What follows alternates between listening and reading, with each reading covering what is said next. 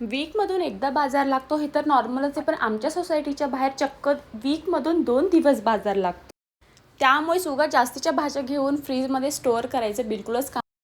तसं तर खाली गेलो होतो फक्त भाजीपाला घेण्यासाठी आणि मध्येच प्लॅन बनला की चला चहा घेऊन येऊया म्हटलं. मला तर ते छोटे छोटे ठेले लागलेले असतात रोडच्या साईडला किंवा असं टपरीवर चहा घ्यायला ना खरंच खूप आवडतं. म्हणजे कसं ना, आपल्या कॉलेज डेजची आपल्याला आठवण करून देतात ह्या सगळ्या गोष्टी. आधीच माहिती होतं की बाहेर जातोय म्हणजे जास्त टाइम तर लागेल, त्यासाठी मी चपाती वगैरे आधीच करून ठेवल्या होत्या बाहेर जायच्या आधी. त्यानंतर आलो मस्त अशी भाजी करूयात म्हटलं शेपूची. आणि शेपू म्हटलं तर ती काही गळ्याच्या खाली उतरत नाही, म्हणजे तिचा एवढा जास्त स्मेल येतो. पण माझी मम्मी एवढी छान पद्धतीने डाळीमध्ये ती भाजी बनवते ना, तर वाटतच नाही की आपण शेपू खातो. आणि आधी तर मी त्या पद्धतीने कधीच ती भाजी बनवली नव्हती. मम्मीला फोन केला, तिला विचारलं, फोनवर पूर्ण रेसिपी सांगितली आणि मी तशीच करून बघितली भाजी, तर एवढी मस्त झाली होती. म्हणजे कोणीच म्हणणार नाही की मी फर्स्ट टाइम ती भाजी बनवली. आणि आजकाल रात्री असं झालंय ना, ही सायकल आम्हाला खेळायचीच असते. ही आहे आर्यन दादाची सायकल. आता स्वतःकडे कितीही सायकल असल्या ना तरी तिच्याकडे सिया बघत नाही, तिला मात्र आर्यन दादाचीच सायकल हवी असते. आणि असा होता आजचा दिवस. चलो बा.